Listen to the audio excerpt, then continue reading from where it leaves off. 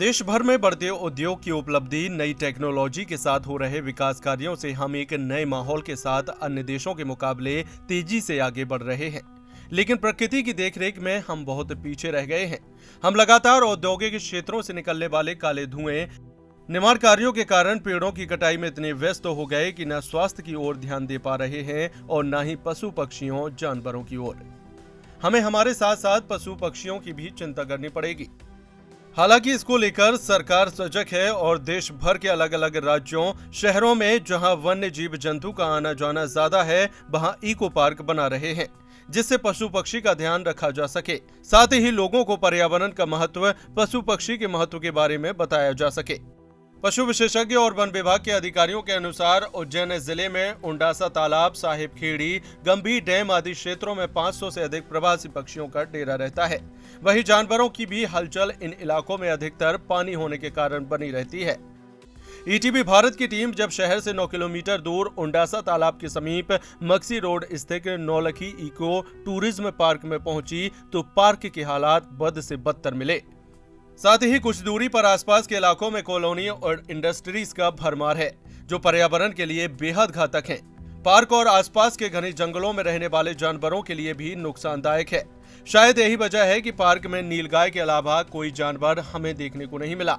आप जानकर हैरान हो जाएंगे, ना ही पार्क में सुरक्षा की दृष्टि से सीसीटीवी लाइट व ऐसा कोई सिक्योरिटी गार्ड था जो अंदर जाने वाले को चेक कर सके कि कहीं आगजनी का कोई सामान तो अंदर नहीं ले जाया जा रहा है। पर्यावरण को लेकर काम करने वाले डॉक्टर हरीश व्यास का कहना है कि आज से 10 साल पीछे जाएं तो उज्जैन कुछ ही दूरी में फैला था, लेकिन आज दूर दूर तक शहर फैलता जा रहा है।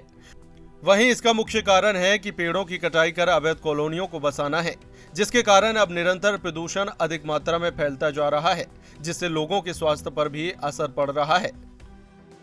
बेस्ट उदाहरण अगर आप देखें तो आज से 10 साल पहले अगर आपने देखा होगा, हमारा जो उज्जैन है नानाखेड़ा तक फैला हुआ था, और अगर हम देवास रोड पे देखें तो शायद नागझरी तक फैला था।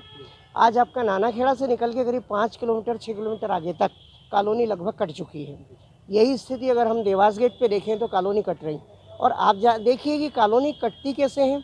खेतों को कॉलोनी में कन्वर्ट कर दिया जाता है और प्लांट्स भी उसमें काटे जाते हैं, तो उससे निरंतर हमारा जो प्रदूषण की मात्रा है वो इतनी ज़्यादा बढ़ रही है कि बीमारियाँ बहुत तेज़ी से फैलने लगी हैं।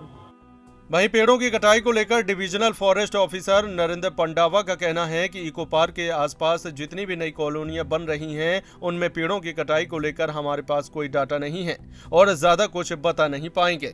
लेकिन पेड़ों की कटाई के बाद नुकसान तो होता ही है। उज्जैन में वैसे ही 0.67% फॉरेस्ट एरिया है। तो वही, जब तक हमारे पास डाटा नहीं होगा तब तक हम इस बारे में पूरे क्लियरली तो बता नहीं पाएंगे। पर हालांकि पेड़ों की कटाई से जहाँ वन को काफ़ी नुकसान होता ही है, वन को तो होता ही है, साथ में जो अपने हम लोग हैं जो रहवासी हैं उन लोगों को नुकसान होता है। पर जैसे उज्जैन जैसे क्षेत्र में जहाँ पर मात्र 0.67% फॉरेस्ट एरिया है, और अगर ट्री कवर भी देख ले तो भी 1% से ज़्यादा एरिया पर ट्री कवर नहीं है हमारे यहाँ पर। भले ही जिम्मेदार और सरकार पेड़ों की कटाई को रोकने को लेकर लाख दावे करते हों, लेकिन जमीनी स्तर पर पेड़ों की कटाई लगातार जारी है, जिसका खामियाजा न सिर्फ हमें भुगतना पड़ रहा है बल्कि पशु पक्षियों पर भी इसका खासा प्रभाव पड़ रहा है।